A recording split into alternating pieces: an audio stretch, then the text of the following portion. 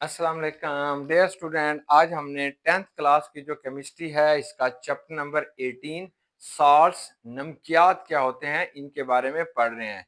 आज बेटा हमारा जो लेक्चर है वो लेक्चर नंबर 3 है। ये उर्दू और इंग्लिश मीडियम दोनों तरह के स्टूडेंट्स के लिए है। सॉल्युबल एंड इनसॉल्युबल सॉल्ट्स वो कौन सी नमकियात होते हैं जो पानी के अंदर हल हो जाएंगी और कौन से सॉल्ट जो होते हैं वो पानी के अंदर हल नहीं होते। सबसे पहले हम देखते हैं सॉल्युबिलिटी। बेटा ऐसी किसी भी नमकियात की वो खसूसियत जिसमें वो पानी के अंदर हल हो जाएगा, that is known as a हल पजीरी और सॉल्युबिलिटी से हम कहते हैं। The ability of a salt to dissolve in water is called solubility. इस कायनात में पाए जाने वाले जो नमकियात हैं, जो सॉल्ट हैं, they can be divided into two groups. दो तरह के ग्रुप्स होंगे। First one is called soluble groups. तो ऐसे बेटा सॉल्ट जो पानी के अंदर हल हो जाते हैं इन्हें आपने सॉल्युबल सॉल्ट्स कहते हैं। दो सॉल्ट डिसॉल्व इन वाटर, पानी में डालोगे फौरन हल हो जाएंगे। जैसे आपके पास सोडियम क्लोराइड है, पानी के अंदर डालते हैं तो हल हो जाता है। अब आपको आंख से नजर नहीं आता कि ये सोडियम क्लोराइड किधर गया, क्योंकि सारे का सारा सोल्यूशन बन जाता है, पानी में हल हो जाएगा, तो ये सॉल्युबल साल्ट होगा। इनसॉल्युबल साल्ट क्या होंगे? Do not dissolve in water, पानी के अंदर डालते हैं तो वो टूटते ही नहीं है, अपने आप को डिसोसिएट ही नहीं करते। जब वो डिसोसिएट नहीं करते तो वो पानी के अंदर हल भी नहीं होते, तो आप उन्हें इनसॉल्युबल साल्ट्स कहेंगे। तो आज हम यही चीज देखेंगे कि कौन से साल्ट्स पानी में हल होते हैं, कौन से साल्ट बेटा हल नहीं होते। यहाँ पे हमारे पास ना कुछ फैक्टर्स आते हैं जो कि सॉल्युबिलिटी के ऊपर असर अंदाज होते हैं। तो पहला जो फैक्टर है वो नेचर ऑफ सॉल्ट, कि आयनिक कंपाउंड के कुछ ऐसे होंगे, आयनिक कंपाउंड कुछ ऐसे सॉल्ट होंगे जो पानी में हल हो जाएंगे, और कुछ ऐसे सॉल्ट होंगे जो पानी में हल नहीं होंगे। तो हल होने वाले की क्या नेचर्स होते हैं? तो different ions attract water molecule differently. जब किसी भी सॉल्ट को आप पानी के अंदर डालते हैं तो जो उसके आयंस होते हैं उनको पानी अच्छा लगता है, बाज को पानी अच्छा नहीं लगता। देखें जैसे आपने सोडियम क्लोराइड, ये सोडियम क्लोराइड है, इसको उठा के बेटा इस पानी के अंदर डालते हैं तो ये सोडियम क्लोराइड खुश हो जाता है, बहुत ज्यादा खुश हो जाता है पानी को देख के। तो ये सोडियम क्या करेगा? ये सोडियम आयन जो होता है ये क्लोराइड आयन को छोड़ देगा और पानी के साथ अट्रैक्शन करेगा, पानी के साथ मिलेगा और पानी के साथ अपनी न्यू अट्रैक्शन डेवलप करेगा। ऐसे बेटा ये क्लोराइड आयन जो होगा ये भी सोडियम आयन को छोड़ देगा और पानी के साथ अपनी न्यू अट्रैक्शन बनाएगा, न्यू कशिश, नई कशिश बनाएगा। इस तरीके से ये जो सोडियम क्लोराइड होगा that can be dissolve in water easily. तो सम आयनिक कंपाउंड जो होते हैं सेपरेट इजीली इन वाटर, पानी के अंदर मुकम्मल तौर पर अपने आयंस के अंदर वो क्या हो जाते हैं? सेपरेट हो जाते हैं, इसलिए दे डिसॉल्व इन वाटर इजीली। कुछ ऐसे होते हैं स्टे टुगेदर एज सॉलिड, कुछ ऐसे आयंस होते हैं जो एक दूसरे को बिल्कुल नहीं छोड़ते, वैसे के वैसे रहते हैं जैसे शुरू में थे, तो वो पानी के अंदर हाल नहीं होते। जैसे आपके पास सिल्वर क्लोराइड है, अगर आप सिल्वर क्लोराइड को लेके पानी की एक नहर के अंदर भी डाल देते हैं तो ये जो सिल्वर होता है वो इस क्लोराइड को नहीं छोड़ता, ना ही क्लोराइड बेटा सिल्वर को छोड़ता है, दोनों एक दूसरे के साथ क्या रहते हैं? जुड़े रहते हैं। तो इस तरीके से अगर आप इन्हें पानी के अंदर डाल देते हैं तो पानी के अंदर ये आपको सिल्वर क्लोराइड के क्रिस्टल मिलेंगे। जितना मर्जी आप इसे हिला लें, ये या तो नीचे सेटल डाउन, नीचे बैठ जाते हैं, या अंदर तैरते रहते हैं, लेकिन ये पानी के अंदर डिसॉल्व नहीं होते। इसलिए डिसॉल्व नहीं होते because they do not break up into their ions, ये अपने आयंस में तब्दील नहीं होते। अगर ये आयंस में तब्दील हो जाते तो ही पानी में ये हल हो सकते थे। अब बेटा हमारा दूसरा बड़ा जो फैक्टर है उसे हम कहते हैं टेम्परेचर। तो बहुत सारे केसेस के अंदर आप टेम्परेचर को अगर बढ़ाते चले जा रहे होते हैं, टेम्परेचर इंक्रीज करते हैं, तो उनकी सॉल्युबिलिटी जो होती है वो भी बेटा क्या हो जाएगी? इंक्रीज हो जाएगी। Many salt become more soluble, बहुत सारे ऐसे सॉल्ट होते हैं जो पानी के अंदर ज्यादा हल हो जाते हैं एज टेम्परेचर इंक्रीजेस, जैसे जैसे आप टेम्परेचर को बढ़ाते हैं। But this not true for every salt, her salt के टेम्परेचर को बढ़ाने से उसकी सॉल्युबिलिटी जो होती है वो नहीं बढ़ेगी। तो जैसे बेटा आपके पास कैल्शियम नाइट्रेट है या आपके पास मुख्तलिफ सॉल्ट हैं, इसको पानी के अंदर आप डालते हैं, इसको हीट करेंगे तो इनकी सॉल्युबिलिटी क्या हो जाएगी? इंक्रीज हो जाएगी। लेकिन हर एक सॉल्ट के अंदर टेम्परेचर बढ़ाने से उसकी सॉल्युबिलिटी नहीं बढ़ेगी। अब आपने कॉमन सॉल्युबिलिटी पैटर्न देखते हैं कि कौन से सॉल्ट जो है वो पानी में हल हो जाते हैं, कौन से नमकियात पानी में हल हो जाते हैं और कौन से नमकियात पानी में हल नहीं होते। तो इसे आपने कॉमन पैटर्न देखना है। तीन आपने जो है वो याद रखने हैं 3 कैटाइन मतलब ऑल सोडियम आयन। सोडियम के जितने भी साल्ट होंगे मतलब वो आपके पास सोडियम क्लोराइड है, सोडियम कार्बोनेट है, सोडियम सल्फेट है, सोडियम बाइकार्बोनेट है, सोडियम का जो है वो बाइसल्फेट है, सोडियम फास्फेट है, सोडियम ब्रोमाइड है, सोडियम आयोडाइड है, चाहे पोटाशियम के साल्ट हैं, चाहे अमोनियम के साल्ट हैं, ये 3 याद रखना है। कि आपसे कोई पूछता है ये अमोनियम कार्बोनेट है, क्या पानी में हल होगा? तो आप कहेंगे यस, ये पानी के अंदर हल हो जाएगा। वो आपसे पूछता है ये अमोनियम क्लोराइड है, क्या पानी में हल होगा? आप कहेंगे हाँ, ये पानी में हल होगा। यानी सोडियम, पोटाशियम, अमोनियम याद कर लो, इनका कोई भी साल्ट होगा, जहां पे भी आपको सोडियम, पोटाशियम, अमोनियम नजर आएगा किसी भी फार्मूले के अंदर, तो फौरन समझ जाना कि ये साल्ट जो है ये पानी के अंदर मुकम्मल तौर पर हल होगा, ये टिपिकली सॉल्युबल है, ये मुकम्मल तौर पर पानी के अंदर हल हो जाएगा। मतलब आपने कोई टेबलेट्स लेते हैं, वहां पे आपको सोडियम का साल्ट मिलता है, तो समझें ये पानी के अंदर मुकम्मल तौर पर हल हो जाएगा। नेक्स्ट बेटा जो आपके पास साल्ट होते हैं वो नाइट्रेट के हैं। तो नाइट्रेट के जितने साल्ट होते हैं they are also soluble in water. तो नाइट्रेट के सॉल्युबल भी बेटा, नाइट्रेट्स के साल्ट भी बच्चों क्या होते हैं, पानी में हल हो जाएंगे। मतलब जैसे कैल्शियम नाइट्रेट है, ये आपके पास कैल्शियम नाइट्रेट है, पानी में हल होगा? जी जरूर होगा। ये बेटा हमारे पास क्या पोटाशियम नाइट्रेट है, पानी में हल होगा? जी जरूर होगा। अगर बेटा आपके पास मैग्नीशियम नाइट्रेट है, क्या पानी में हल होगा? जी जरूर होगा। ये एल्यूमिनियम नाइट्रेट है, क्या पानी में हल हो जाएगा? आप कहेंगे जी ये भी जरूर हल हो जाएगा।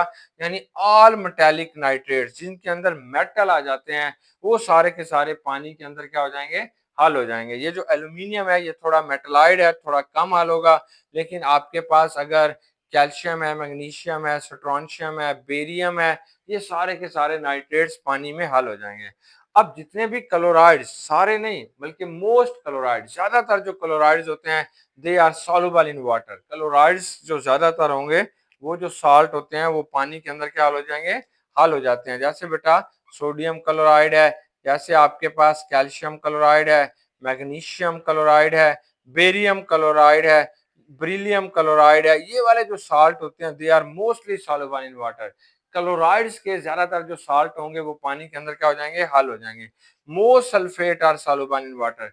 अगर आपके पास कोई सी भी साल्ट के अंदर सल्फेट आ रहा है तो वो भी पानी के अंदर क्या हो जाएगा, हल हो जाएगा। जैसे बेटा हमारे पास ये सोडियम सल्फेट है, ये बच्चों पोटाशियम सल्फेट है, ये हमारे पास कैल्शियम, ये कैल्शियम सल्फेट नहीं, तो ये बेटा आपके पास क्या हो जाएंगे, पानी में हल हो जाते हैं।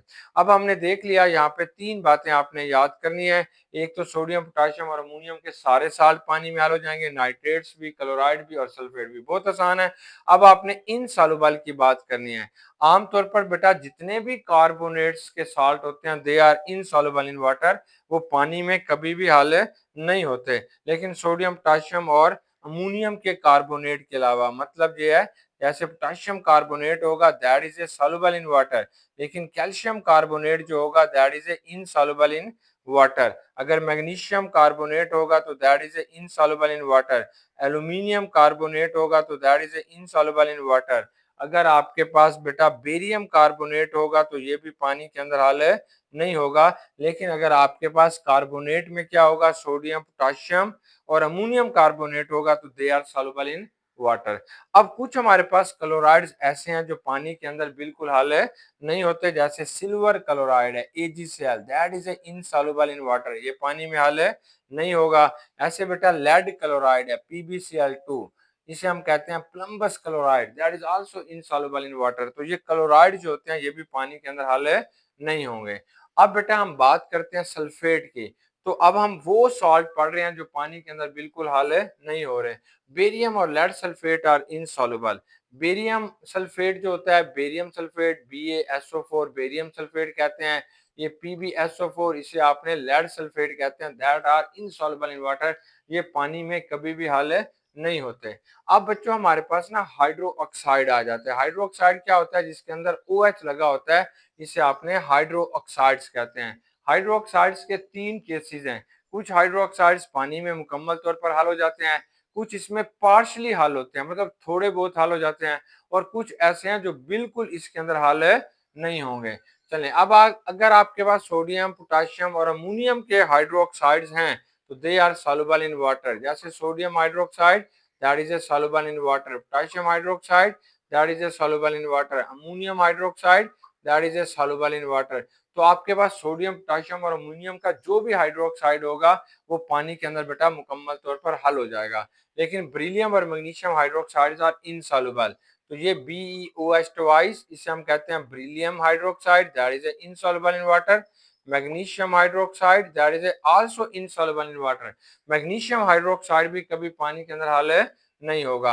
अब पार्शियली सॉल्युबल जो जुजवी तौर पर होते हैं, बस थोड़े बहुत हल हो जाते हैं, बाकी पानी के अंदर वैसे ही फिरता रहता है, तो इसे हम कहते हैं पार्शियली सॉल्युबल। तो वहां पे जो एग्जांपल हमारे पास है वो calcium hydroxide only. Calcium hydroxide वो होगा जो पानी के अंदर पार्शियली इनसॉल्युबल होगा। तो अब आपके पास ये एमसीक्यूज आ सकता है कि इनमें से कौन सा हाइड्रोक्साइड ऐसा है जो पानी में मुकम्मल तौर पर हल हो जाता है, वो आपसे ये पूछ सकता है। और वो कौन सा है बेटा जो पानी में बिल्कुल हल नहीं होता, वो MgOH ट्वाइस होगा। वो पूछता है वो कौन सा है जो पार्शियली सॉल्युबल होगा, तो आप कहेंगे कैल्शियम हाइड्रोक्साइड जो होगा ये पानी के अंदर पार्शियली सॉल्युबल होगा। चलिए अब ये सारा पैटर्न एक छोटे से टेबल के अंदर बनाया गया, इससे भी आप देख लें। ये सॉल्ट्स हैं, ये सॉल्युबल हैं, ये इनसॉल्युबल हैं।